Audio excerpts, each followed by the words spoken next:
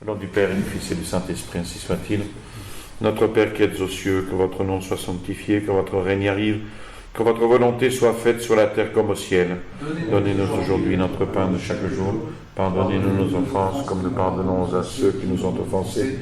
Et ne nous laissez pas succomber à la tentation, mais délivrez-nous du mal, ainsi soit-il. Saint Pie-X, au nom du Père et du Fils et du Saint-Esprit, ainsi soit-il.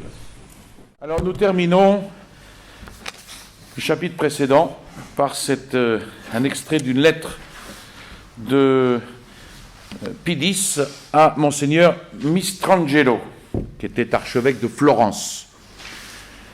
Cette lettre est du 23 février 1910. Alors pour conclure les échanges du cardinal Maffy dans la question du journalisme catholique, voici donc un extrait d'une lettre de Saint Pie-X pour prouver que la doléance qui était tant de fois répétée que les journaux du Trust étaient prêts à obéir et que ce fut une erreur de n'avoir pas cherché à les amener dans l'orbite d'un journalisme purement catholique, que cette doléance tant de fois répétée était injuste. Le cardinal Méry-Delval, secrétaire d'État, dans la lettre précédente, disait qu'il avait tenté plusieurs fois et inutilement de donner des conseils. Et ici, c'est le pape lui-même qui, à propos du Corriere d'Italia, dit avoir souvent fait des observations sans pourtant être jamais écouté.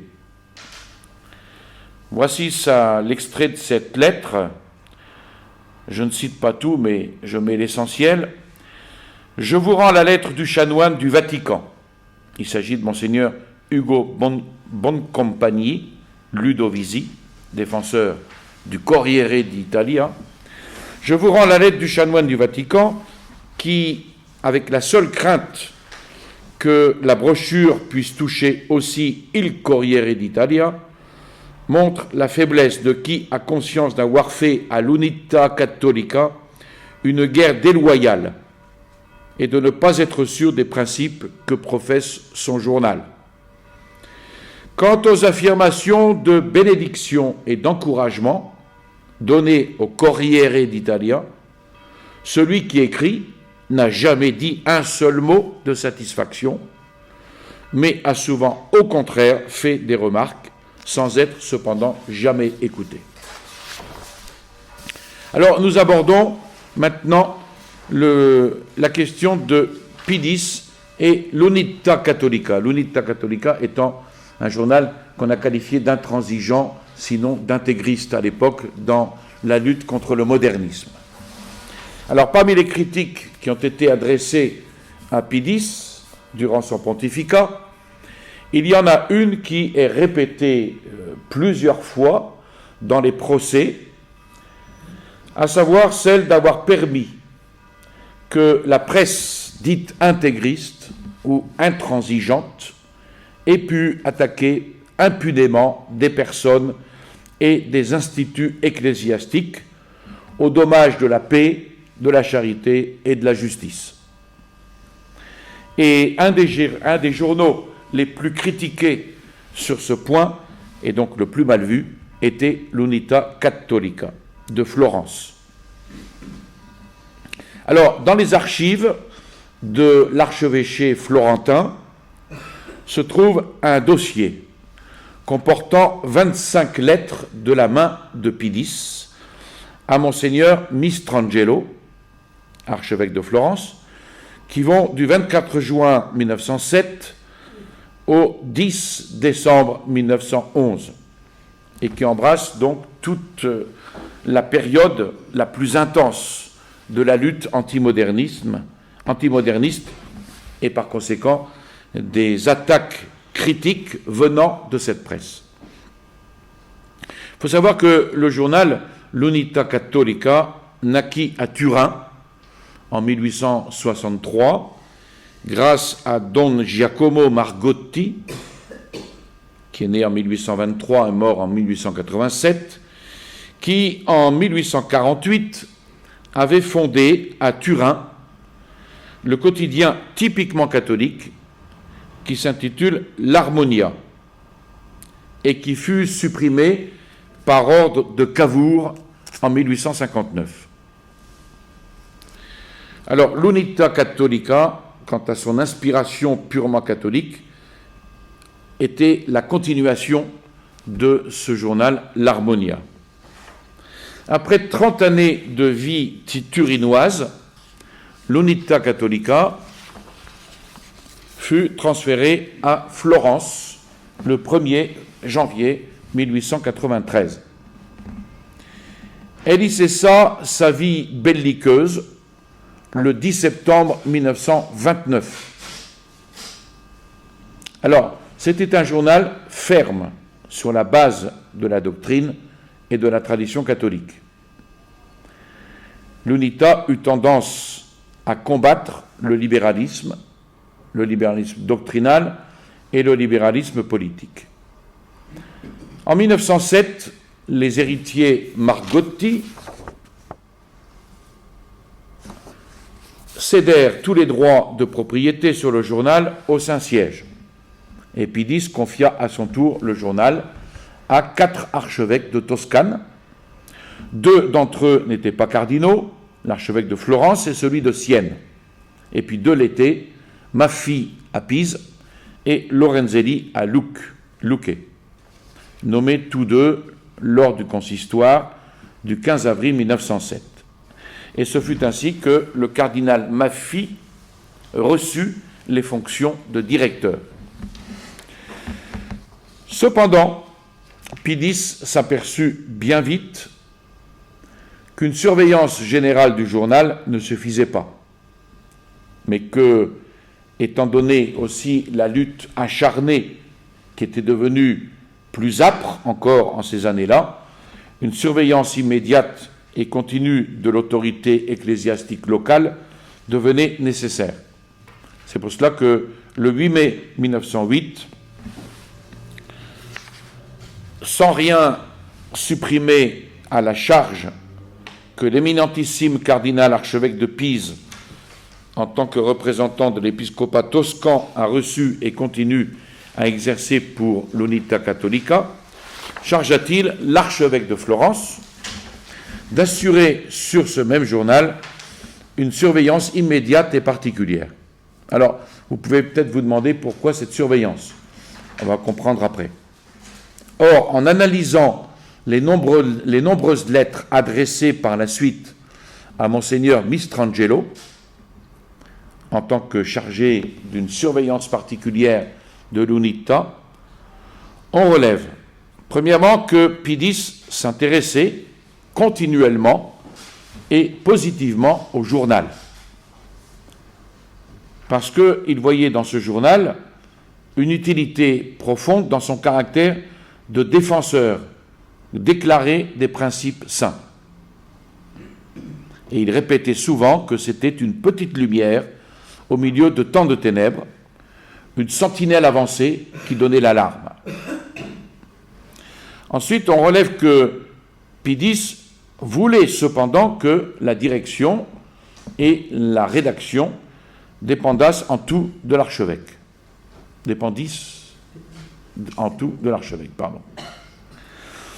Et qu'ils ne déclarent pas à tout moment que leur mission vient du pape, parce que le pape ne leur a réellement donné aucun mandat. Et puis à Don Cavaglianti, ensuite, directeur de l'Unità, vous aurez la bonté de faire savoir que le pape lui a dit et fait dire 1000 fois qu'il doit dépendre en tout de Monseigneur l'archevêque et suivre ses conseils. Donc il veut là, que la direction et la rédaction dépendent en tout de l'archevêque. Ça, c'est pour éviter des débordements. Enfin, et c'est là le point le plus important peut-être, justement pour contrer toutes les accusations contre Pidis dans les procès, Pidis insiste continuellement sur la modération et la nécessité de combattre les erreurs et de respecter les personnes. Que l'on combatte les erreurs, mais sans toucher aux personnes.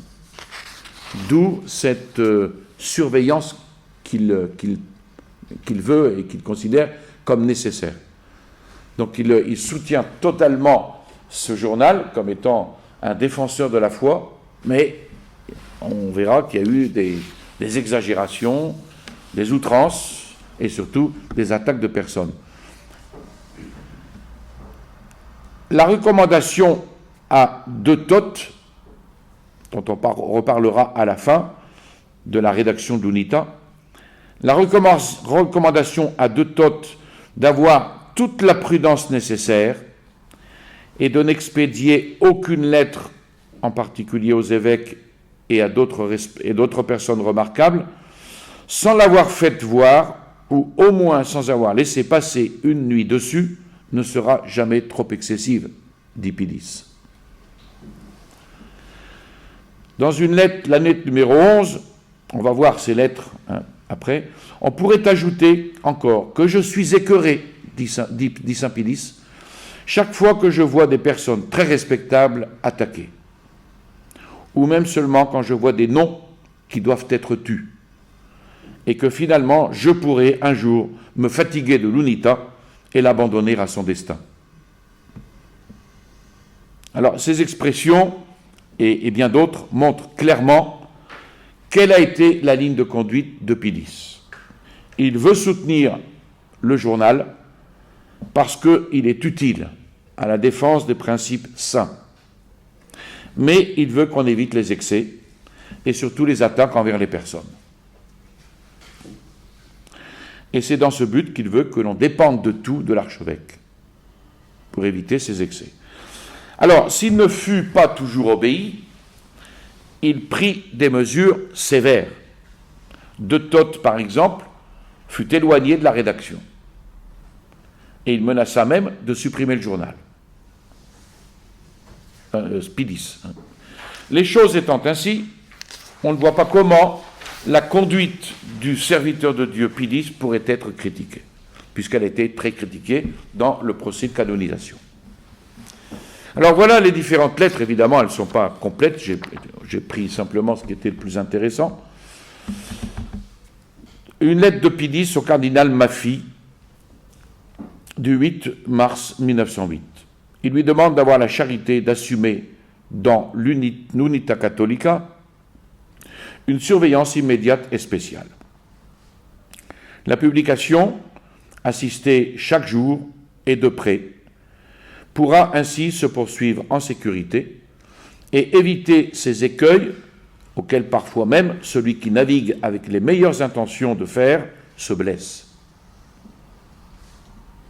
Autre lettre du 13 mars, il remercie le cardinal Maffy du service qu'il est disposé à lui rendre, c'est-à-dire surveiller, diriger les rédacteurs de l'Unita Catholica, afin que ne se renouvellent pas les misères des jours passés, qui laissent des suites toujours funestes pour les journaux catholiques, qui, en unissant leurs forces, devraient défendre la cause commune. Ensuite, je suis d'avis que pour l'instant, on ne doit envoyer au rédacteur aucune lettre, parce que cela prolongerait la controverse qui ne peut être oubliée qu'avec le silence.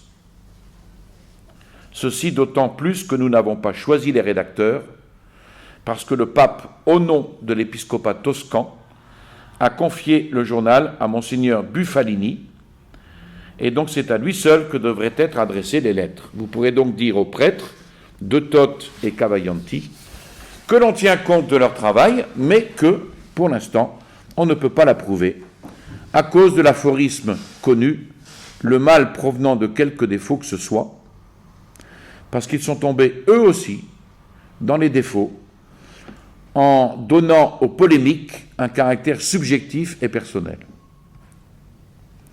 Je leur recommande de ne pas recueillir et de ne pas publier les potins qui leur sont rapportés, qu'ils ne déclarent pas à tout moment que leur mission vient du pape, parce que le pape ne leur a réellement donné aucun mandat, qu'ils soient prudents aussi en parlant, car les paroles volent, et prononcées avec les meilleures intentions, leur sens est déformé par les intéressés qui travaillent à les discréditer pour voir le journal supprimé. Là, on voit quand même une grande prudence.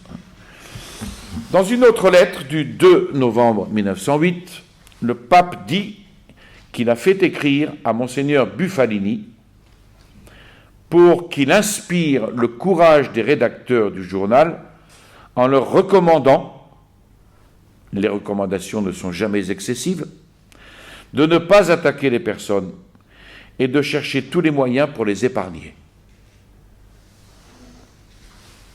Autre lettre du 21 novembre 1908, à propos de l'Unità Cattolica, Saint Pilice écrit « Je suis disposé à vous aider autant que je pourrai, si vous marchez droit.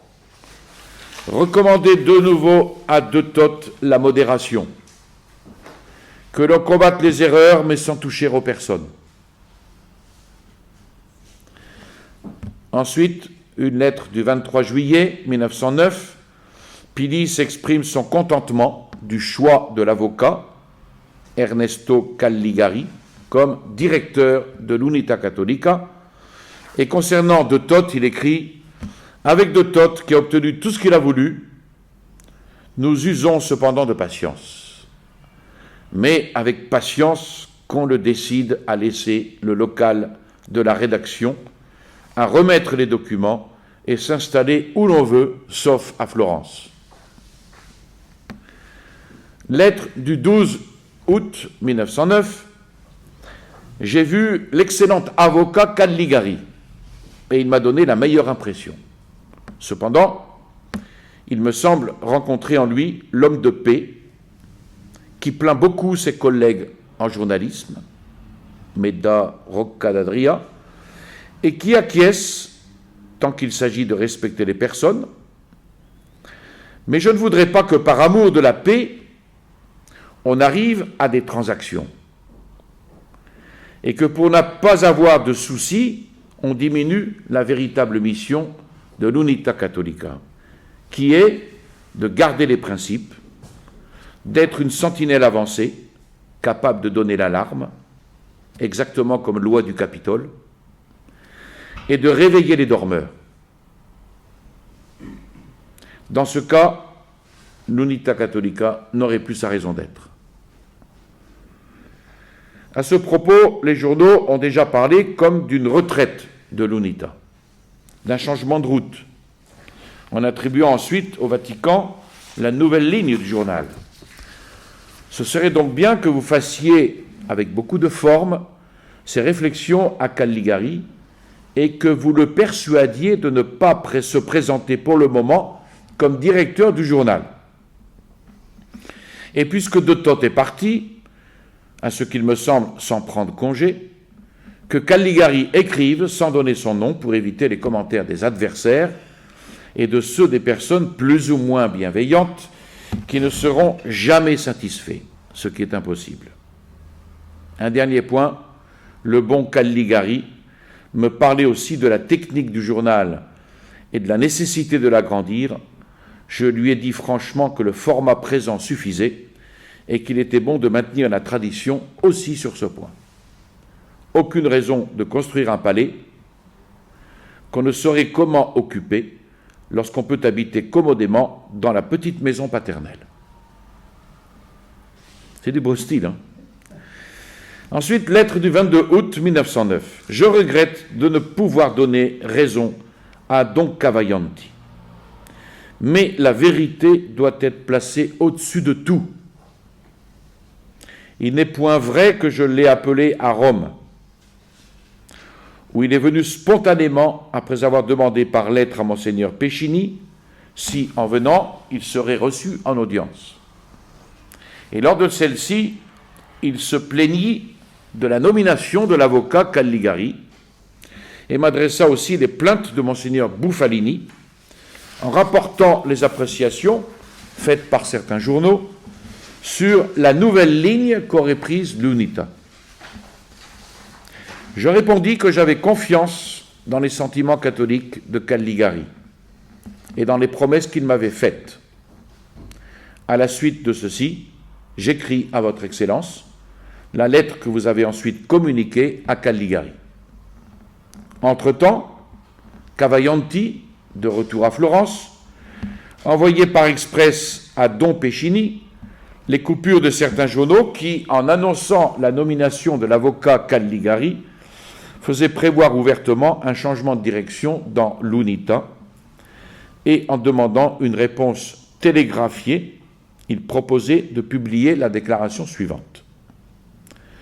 Comme beaucoup de journaux parlent de changement de direction et de doctrine, en ce qui concerne l'Unità Cattolica, nous tenons à déclarer que le rédacteur en chef, Don Cavaillanti, exerce déjà depuis quelque temps la fonction de directeur provisoire, ce qui est une garantie pour nos amis que l'Unità Cattolica ne change rien et n'entend rien changer aux orientations qui sont et doivent être, comme par le passé, sincèrement papales. À la suite de cela, fut expédié le 13 août à Don Cavaillanti le télégramme suivant. Avons écrit hier, instruction supérieure, prenez accord avec lui, approuvons projet indiqué dans la dépêche, projet fait avec notre participation. Mais la déclaration, imprimée le 15, était bien différente de la formule qui, subordonnée à l'accord à prendre avec votre Excellence, avait été approuvée ici. Et après l'avoir lu, je me tranquillisais dans la certitude que tout avait été fait avec votre pleine approbation. Comme vous le voyez, il n'y a rien de vrai dans tout ce que dit Don Cavaillanti, qui s'est probablement laissé influencer par Monseigneur Buffalini, et peut-être aussi par De Toth. Avec ce qui précède, je crois maintenant que votre Excellence peut faire entendre un mot de doléance à Don Cavaillanti, doléance compatible avec le malheur récent qu'il a frappé, la mort de son frère, et que vous pouvez écrire à l'avocat Calligari que vous compatissez au départ de Cavaillanti, que rien n'est changé dans la lettre que vous lui avez écrite et que pour l'instant, il continue de publier les articles. Ensuite, tous deux, attendons les événements, et s'ils devaient être tous désagréables et coûteux, nous abandonnerions l'Unità à son destin. Autre lettre du 20 septembre 1909. Saint-Pilice exprime son regret que Don Cavaillanti, en qui j'avais placé notre confiance, plutôt que de confesser sa vanité, cherche à se justifier, en attribuant la responsabilité des erreurs commises jusqu'au pape lui-même. Mais tirons un voile sur ce passé de tant de misère. Et puisqu'un accord avec ce bon Calligari est désormais impossible, du moins pour le moment, laissons-le seul à la direction du journal, et selon les résultats, nous prendrons ensuite les directions nécessaires. En attendant, portez en paix les ennuis et les difficultés. Lettre du 4 mai 1910. En recevant la présente lettre, vous saurez que tout s'est arrangé avec Monseigneur Soldi. Je serai d'avis que vous ne répondiez pas à Monsieur le chanoine, c'est-à-dire Monseigneur Ugo Boncompagni Ludovisi, chanoine de Saint-Pierre, et zélé défenseur du Corriere d'Italia, qui avec une sagesse et une désinvolture princière se fait l'avocat et le tuteur des journaux libéraux, en allant frapper à toutes les portes pour trouver de l'argent, ou que vous lui répondiez tout au plus de façon évasive. À Don Cavaillanti ensuite, vous aurez la bonté de faire savoir que le pape lui a dit et fait dire 1000 fois qu'il doit dépendre en tout de l'archevêque, de Monseigneur l'archevêque, et en suivre les conseils, et que la subordination qu'il affirme vis-à-vis de Rome, ce qui équivaut à personne, a vraiment une odeur de modernisme. Vous pourrez ajouter ensuite que je suis écœuré chaque fois que je vois attaquer des personnes très respectables, ou seulement des noms qui devraient être tus. et que finalement, comme on l'a dit tout à l'heure, je pourrais un jour me fatiguer de l'UNITA et l'abandonner à son destin. En septembre 1910, le 9, dans une autre lettre, Pidis remercie les soins et les sollicitudes de Monseigneur Gini, du marquis Almerici et de Monseigneur Bertolotti, prodigués pour la pauvre Unità Cattolica et des secours apportés pour la maintenir en vie. Tous font une œuvre vraiment salutaire, en donnant du souffle à cette voix qui prêchera même dans le désert, mais qui a le mérite de tenir éveillés ceux qui voudraient dormir et ne pas être dérangés sur le chemin qu'ils parcourent. On avait déjà vu ça. Saint Pédis insiste beaucoup sur le maintien de ce journal parce que c'est une voix qui maintient éveillé. Puisque parmi les adversaires de cette voix, les libéraux, les modernistes, puisque nous devons malheureusement compter de nombreux ecclésiastiques, vous ferez œuvre de charité si, de la manière que vous croyez la plus opportune, vous recommandez à vos confrères de la Toscane cette pauvre petite lumière qui implore de ne pas être éteinte. Le 20 décembre 1910, à propos de l'UNITA, il écrit « Je vous remercie de vos soins et de vos sacrifices pour la pauvre Unità Cattolica, tellement persécutée. Quand on aura besoin de secours pour conserver cette petite lumière vivante, parmi tant de ténèbres, écrivez-moi toujours librement. »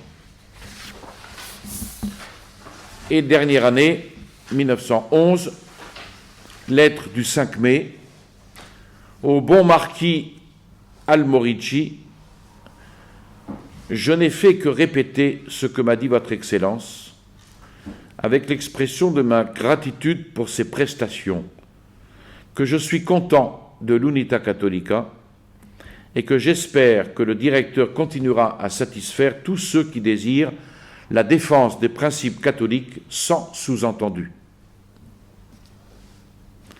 Lettre du 10 décembre 1911.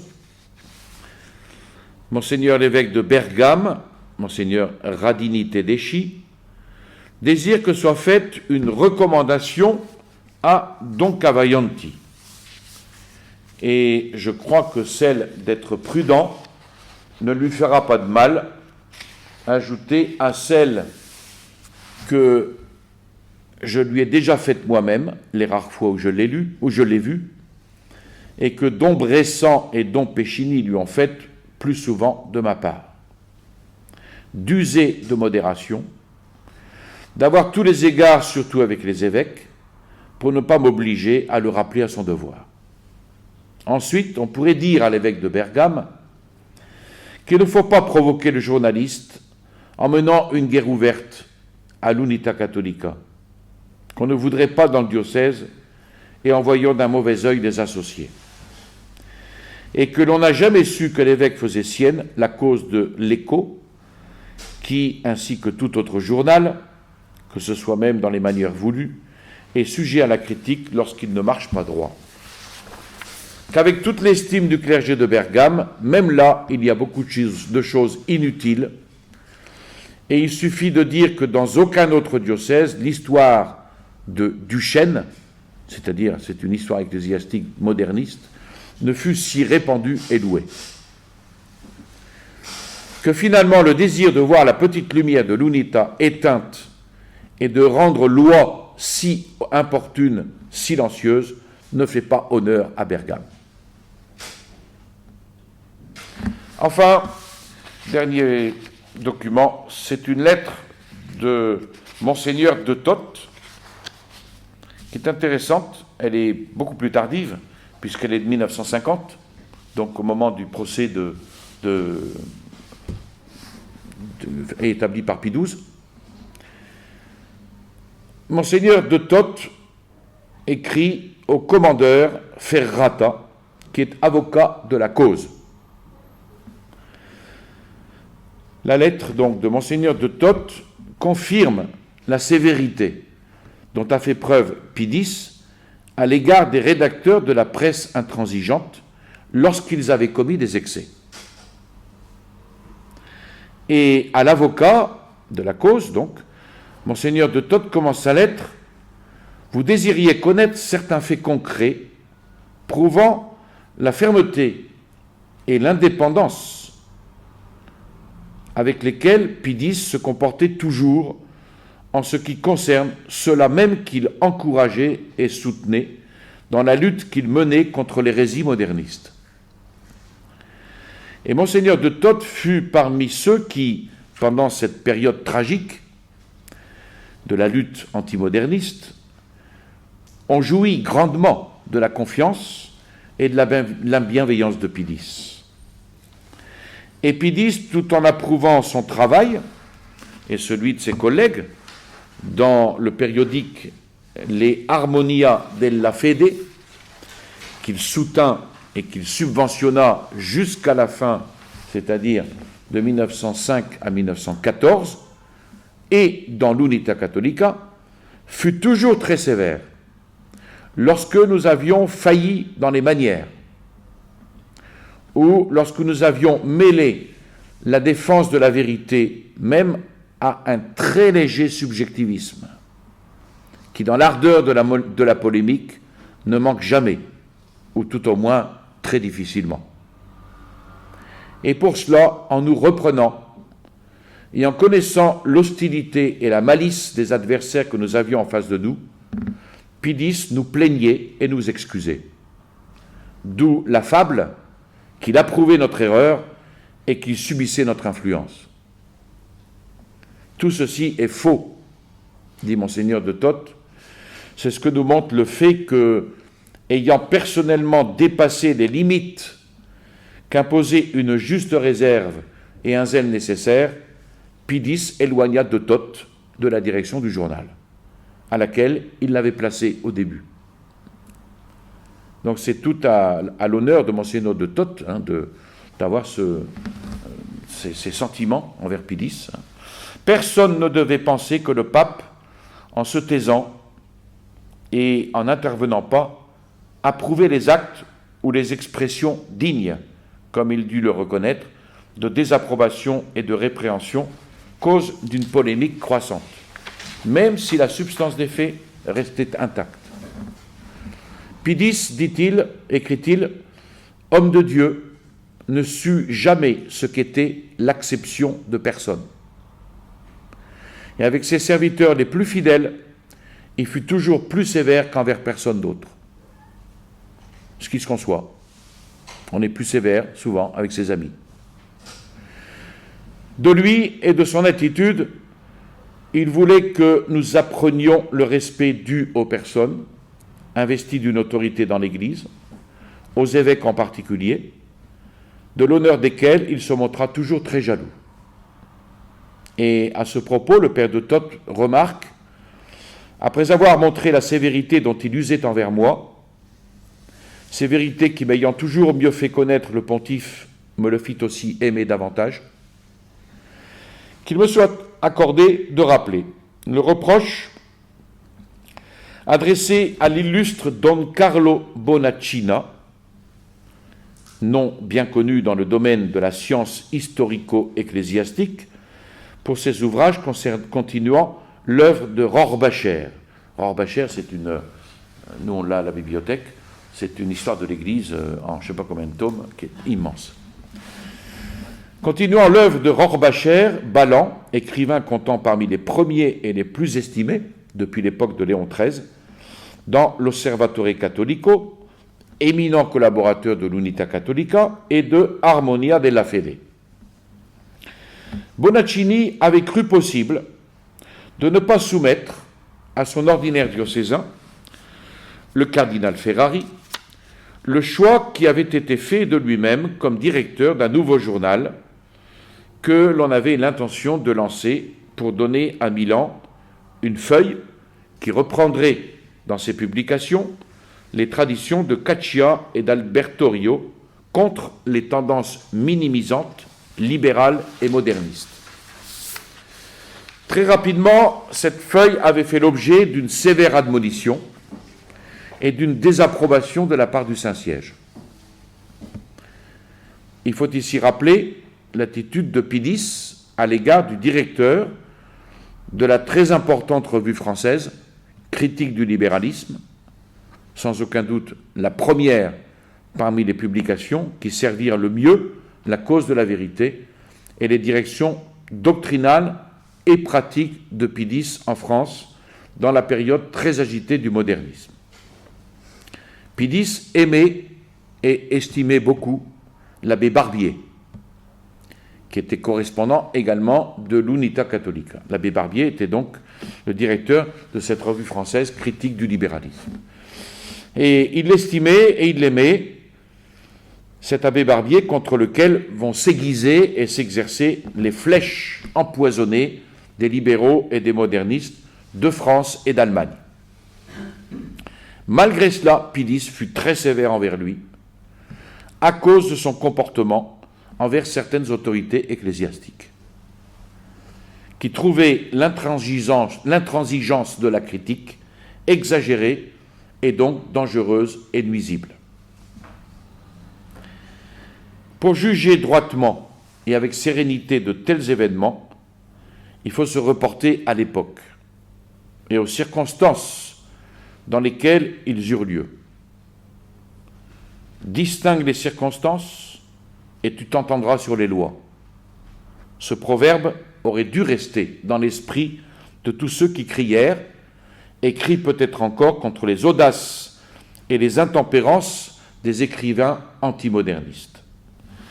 Qu'on se rappelle ceux qui crurent et s'obstinèrent à croire ces mêmes personnes favorisées ou couvertes ou subies avec une passivité ou une indulgence si excessive qu'elle eût semblé faiblesse chez le pontife, dont le premier et le plus sévère correcteur et juge fut toujours Pidis.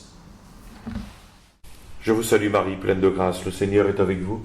Vous êtes bénie entre toutes les femmes, et Jésus, le fruit de vos entrailles, est béni. Sainte Marie, Mère de Dieu, priez pour nous pauvres pécheurs, maintenant et à l'heure de notre mort, ainsi soit-il. Au nom du Père et du Fils et du Saint-Esprit, ainsi soit-il.